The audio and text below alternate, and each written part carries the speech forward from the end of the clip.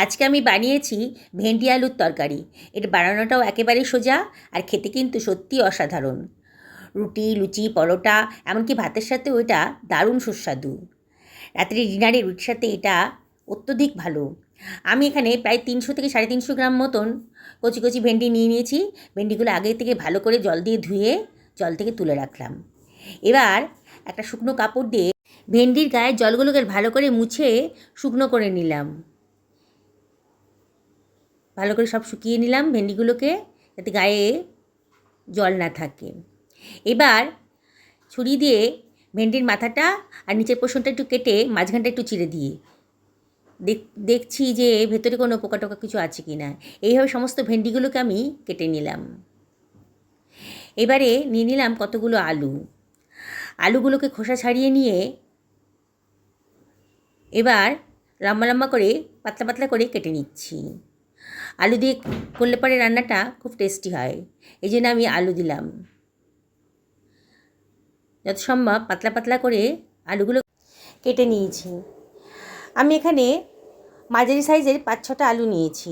আলুগুলো কাটা হয়ে গেছে। এবার কড়াইতে 2 টেবিল চামচ মতো সাদা তেল দিলাম। আমি এখানে সাদা তেল দিয়ে রান্না করছি, আপনার ইচ্ছে করলে যে কোনো তেলই ইউজ করতে পারেন। এবার আলুগুলোকে দিয়ে দিচ্ছি। অবশ্যই আলুগুলোকে আগে থেকে ধুয়ে নিয়েছি। দিয়ে এবার আলুগুলোকে নিয়ে এর ভেতর দিলাম হাফ টেবিল চামচ মতো লবণ, আর দিয়ে দিলাম হাফ টেবিল চামচ মতো হলুদের গুঁড়ো।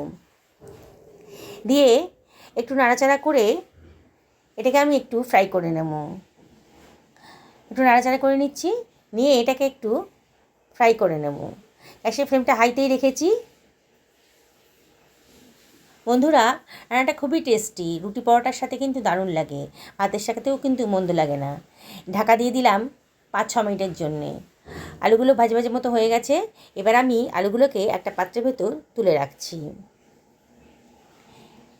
সমস্ত আলুগুলোকেই আমি একটা পাত্রের মধ্যে তুলে রাখলাম। ওই তেলেই দিয়ে দিলাম ভেন্ডিগুলোকে, আর দিয়ে দিলাম সামান্য পরিমাণ লবণ আর একটুখানি হলুদের গুঁড়ো, এই ভাজা হওয়ার মতন। এবার সরিয়ে রেখেছি। এবার একটা কড়াইয়ের ভেতর আমি দিয়ে দিলাম 2 টেবিল চামচ মতো সাদা তেল, আর দিয়ে দিলাম গোটা গরম মশলা, আর দিয়ে দিলাম হাফ টেবিল চামচ মতো গোটা জিরে। একখানা বড় সাইজের পেঁয়াজকে গ্রেট করে রেখেছিলাম, সেটা দিয়ে দিলাম।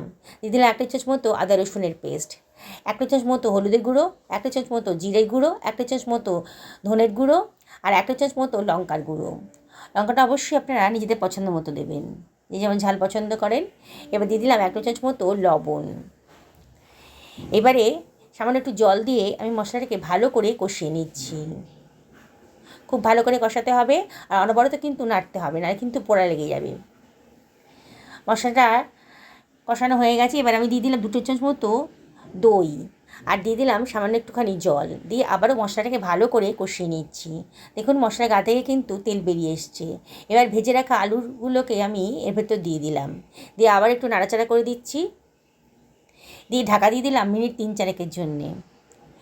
2-3 মিনিট বাদে দেখুন ঝোলটা ফুটে উঠেছে। আলুগুলো একে ভাজা ছিল, আমার সেদ্ধ হয়ে গেছে। এবার আমি দিয়ে দিলাম ভেজে রাখা ভেন্ডিগুলো, আর দিয়ে দিলাম একটুখানি চিনি আর কতগুলো কাঁচা লঙ্কা। চিনিটা দিলেই পরে কিন্তু রান্নার টেস্টটা খুব সুন্দর আসে, তবে অপশনাল, পছন্দ না হলে দেবেন না। আবারও সব কিছু ভালো করে মিশিয়ে দিচ্ছি। আবারও হাফ বাটি মতো জল দিয়ে দিলাম, দিয়ে ঢাকা দিয়ে দিলাম 3-4 মিনিটের জন্যে। ঝোলটা ফুটে উঠেছে 3-4 মিনিট বাদে দেখুন বেশ মাখো মাখো হয়ে এসেছে। খেতে কিন্তু সত্যি খুবই অসাধারণ। একটু গরম মশলা গুঁড়ো দিয়ে দিলাম, আর দিয়ে দিলাম একটুখানি হাতের ডোলে কসুরি মেথি। খুব সুন্দর একটা ফ্লেভার এসেছে। সত্যি বলছি বন্ধুরা, একদিন অবশ্যই ট্রাই করুন, খুব ভালো লাগবে।